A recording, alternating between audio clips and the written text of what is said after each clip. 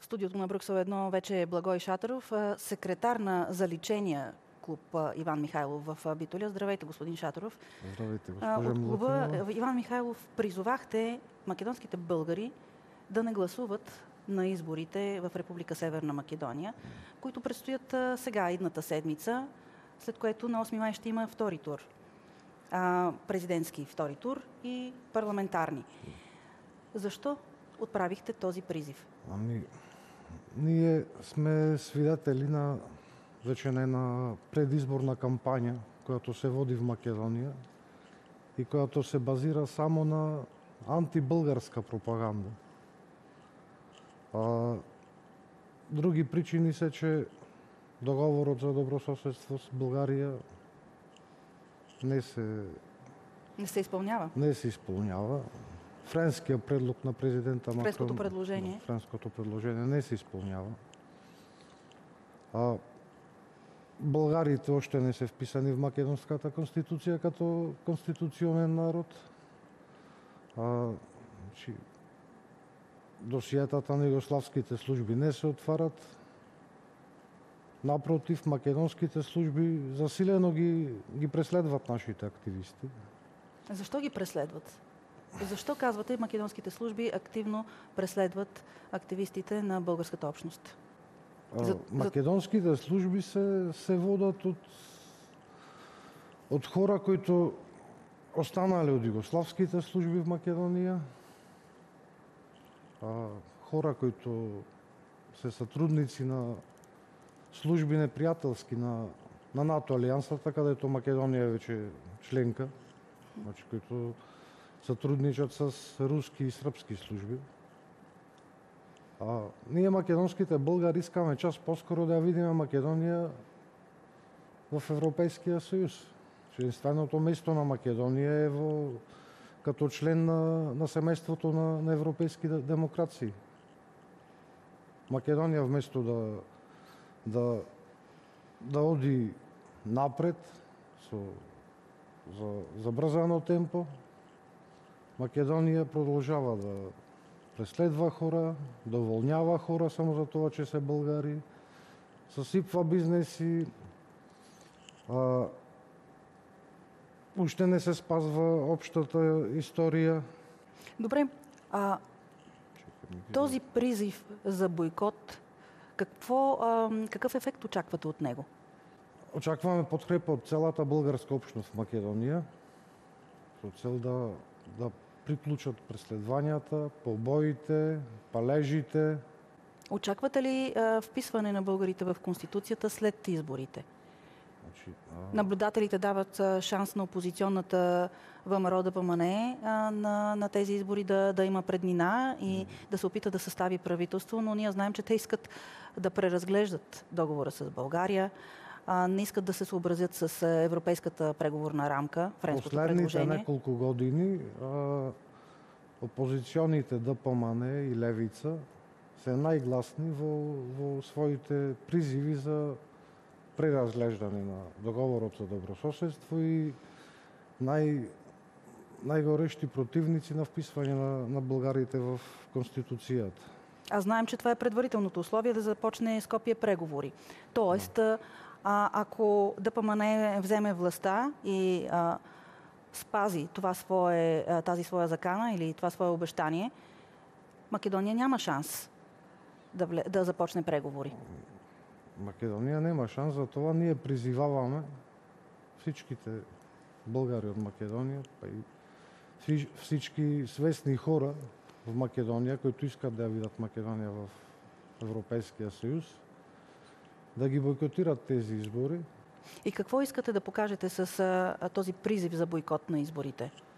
Ние ги призоваваме македонските българи да се присъединят към бойкота на предстоящите избори, како изразение на нашето категорично несъгласие с политиката на безнаказаност и несправедливост и дискриминация, насочена към македонските българи.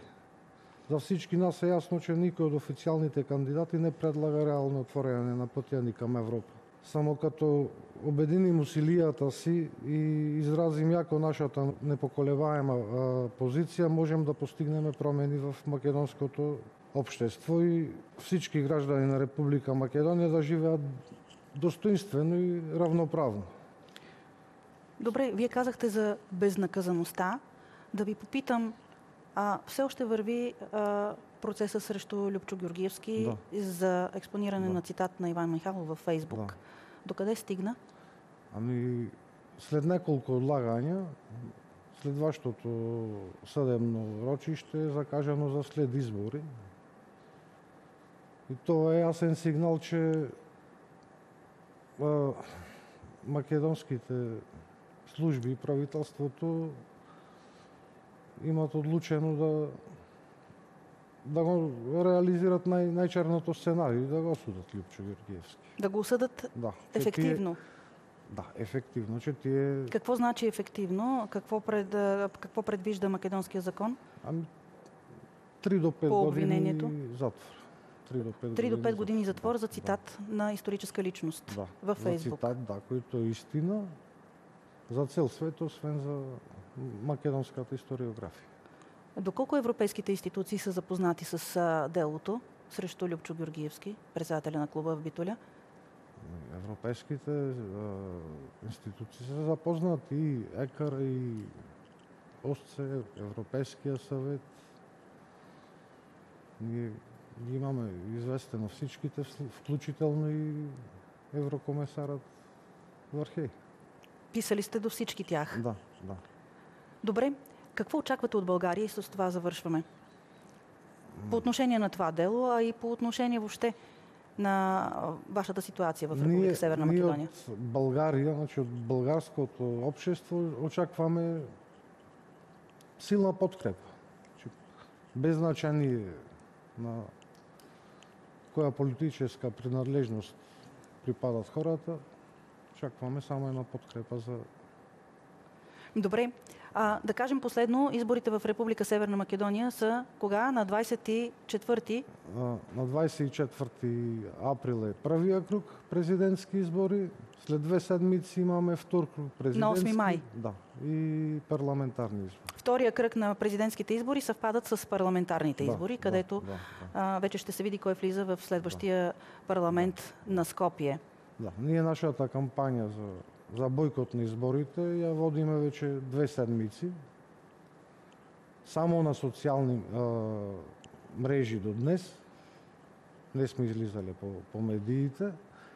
Ама аз виждам, че там е слушнато за кампанията, която я водиме. И от явност, и от политическите партии. Като доказателство гледам, че всички партии променят своята кампания, засилено ги извикват хората да излизат. Тоест, вие призовавате за бойкот, македонските българи да бойкотират, но политическите партии казват, излизайте масово. Търсят излезност, трябват ни още няколко гласа, трябва ни още един депутат да имаме, а и трябва да знаем, че нито една политическа партия в Македония в този момент няма да има достатъчно конституционно мнозинство, за да ги направи уставните промени, и всичките са свестни за това. Тоест всички са наясно, че няма да има конституционно мнозинство в следващия парламент. Тогава какво ще се случи? Между социал-демократите и ДПМН са изравнени. Левица е партия, която ти е пандан на комунистическата партия от времето на Сталин. Тие не искат Македония да я видят на Европа. Тие вече я водят кампанията и на антиевропейска пропаганда. Те искат Македония да излезе от НАТО. Имаме дори една политическа партия, дъщеря на Путиновата Единна Русия. И тук вече тя партия води... Как се казва? Единствена Македония. Единствена Македония по подобие на Единна Русия. Да. Лидерът на тя партия е добро познат агент още от времето на Югославия, на службите. И доказателство, че нашата кампания за бойкот се движи добре, че службите го накара на него да започне и той да води кампания за бойкот на изборите. Сето това с цел за нас да не отсърнат, да не кажат като някакви Тоест путинисти. Да омаловажат вашия призив. Да, това ли казвате? Да, добре.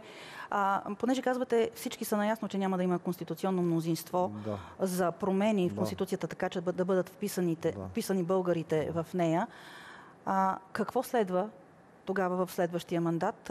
Отново застой и отново непоемане по пътя на преговорите. Не очаквам нищо добро да се случи в следващия мандат. Аз само очаквам Македония да продължи със своите манипулации към своите партнери в Европейския съюз и в НАТО. Нас ще не използва като проблем, не като решение.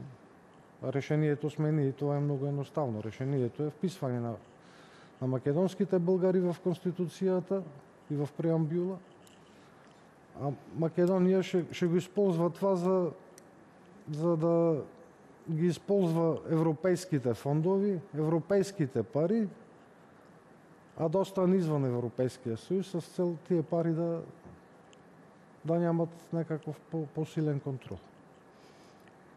Добре. Така да завършим. Ще продължим да следим ситуацията в Република Северна Македония, както с вас, така и с други гости в нашето студио. Много ви благодаря. Благодаря на вас. Все пак да стискаме палци за благоприятно развитие за вас и за наличие на конституционни промени, за да може Република Северна Македония да поеме по пътя на преговорите. Но сте добре дошли в студиото на Брюксел 1 винаги, когато има повод да се коментира.